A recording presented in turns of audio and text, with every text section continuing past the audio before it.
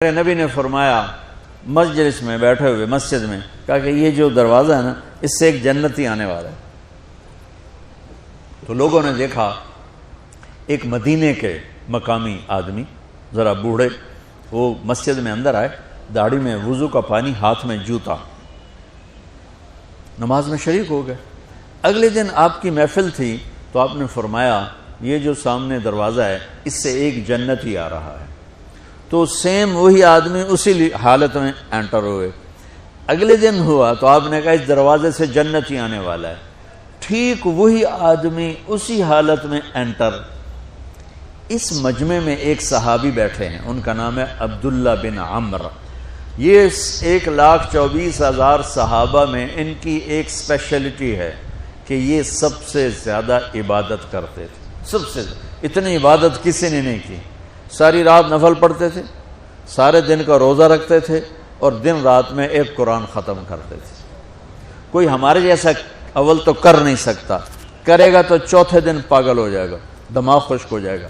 اور انہوں نے نبھا کے دکھایا، رات پوری تہجد، دن پورا روزہ، اور رات اور دن میں ایک ختم قرآن۔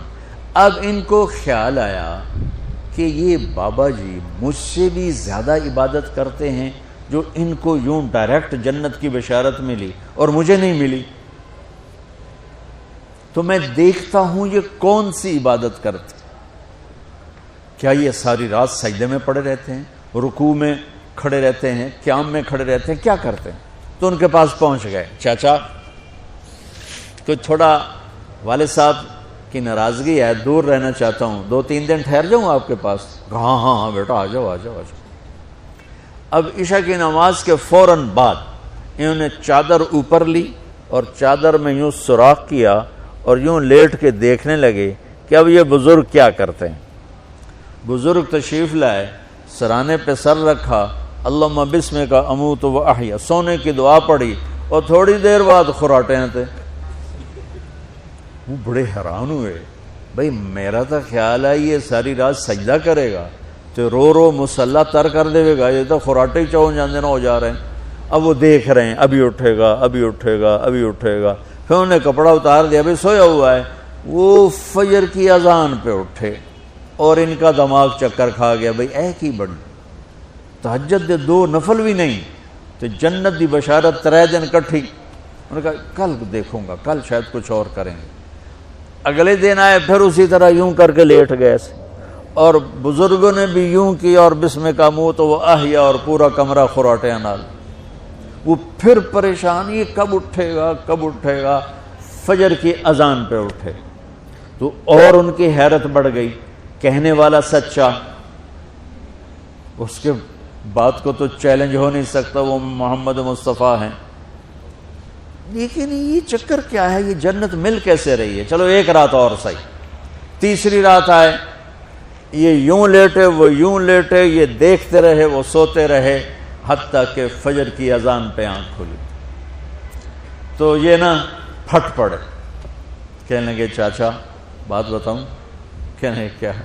کہ میری کوئی جھگڑا نہیں تھا ابا سے، میں نے 3 دن مسلسل تیرے بارے میں سنا جنتی آ رہا، 3 دن تجھے اللہ کے نبی نے بشارت دی، جنتی ہے جنتی ہے جنتی ہے، لیکن میں اس بات پہ حیران ہوں تو ساری رات سوتا رہتا۔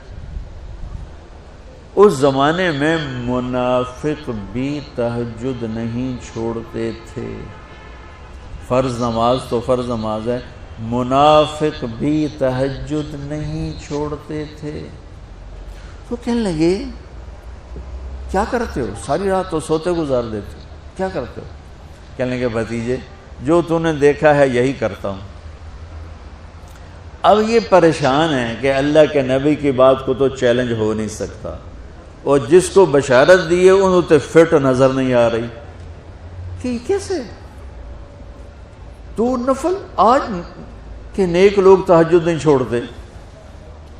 تو کہنے لگے اچھا چلو اللہ نے ایسا ہی، اللہ کی مرضی، اللہ کے نبی کی مرضی۔ یہ 4 قدم چلے تو آپ سننا، کہا بھتیجے ادھر آؤ، کہا بیٹا ادھر آؤ، آ گئے۔ کہنے لگے اب تو میں اصلی بات بتاؤں، اب تو میں اندر کی بات بتاؤں. میں نے کہا کیا ہے کیا ہے؟ اب وہ تیار ہو گئے کہ یہ کہیں گے میں 3 دن بیمار تھا اس لیے میں اٹھ نہیں سکا، ورنہ میں تو ساری رات سجدے میں گزارتا ہوں، میں تو ساری رات روتے روتے گزارتا ہوں. تو 3 دن میں بیمار تھا، میرے پیٹ میں درد تھا، میرے سر میں درد تھا، تو میں اٹھ نہیں سکا، ورنہ تو دیکھتا تو حیران ہو جاتا میری رات کیسے ہوتی. لہذا ہاں جی جی جی. تو کہنے لگے مجھے دیکھو، یہاں ہاتھ رکھا، کہ یہ جو دل ہے نا، دل اس میں دنیا کی کسی انسان کی نفرت نہیں ہے. اور جب اللہ کسی کو کوئی رزق دیتا ہے تو مجھے کبھی حسد نہیں ہوا، مجھے خوشی ہوتی ہے. تو ان کی جو باڈی لینگویج تھی نا، حیرت میں ڈوب کے وہ کہتے ہیں ہاں بات ہے، سمجھ آ گئی، یہی سے. انہوں نے ایسا نہیں کیا، وہ کہنے لگے ہاذا ہوا، اچھلے اپنی جگہ سے، ہاذا ہوا، یہ چاچا اب سمجھ میں آ گیا، سمجھ میں آ گیا، یہی ہے جو آپ کا سینہ اللہ نے پاک کر دیا ہے، اس پر آپ کو جنت ملی ہے. یہ صرف تہجد تے نفلاں تے انج سوکھی نہیں لبدی، یہ جو آپ کا سینہ پاک ہے. اب پہلی حدیث کے ساتھ جوڑو، میرے نبی نے فرمایا میرے بیٹے انس، میری ایک عظیم الشان سنت ہے کہ اپنے دل کو دنیا کے انسانوں سے، میرے بچوں سنو، یہ نہیں فرمایا مسلمانوں سے دل صاف رکھ، فرمایا پوری دنیا کے انسانوں سے دل صاف رکھو. یہ بچیاں کر لیں، آپ کر لو، میں کر لوں، یہ تمہارے استاد کر لیں، کوئی کر لے، میرے رب کی قسم بڑے بڑے عبادت گزار ان کی پرواز کو نہیں پکڑ سکے. بڑے بڑے سجدہ کرنے والے اور رکوع کرنے والے نفلی ان کی پرواز تک نہیں پہنچ سکتے. ایک اس وجہ سے کہ یہ عظیم الشان سنت ہے، ایک اس وجہ سے کہ اس کے کرنے والے بڑے تھوڑے ہیں، ایک اس وجہ سے کہ یہ مشکل بہت ہے کہ آدمی کو خود ذبح ہونا پڑتا ہے تب جا کر یہ چیز ہاتھ میں آتی. ایسے نہیں ہے کہ تہجد کے لیے نیند قربان کر دی. ہم جماعت میں گئے 40 دن کے لیے، تھوڑا روکھا سوکھا کھا لیا اور گھر کی جدائی برداشت کر لی. یہ پل پل کی موت ہے، پل پل کی عزت نفس پہ چھریاں ہیں، اور پھر یہ مسکرا کے چلتا ہے. یہ مقام اسے جبریل سے بھی اوپر لے جاتا.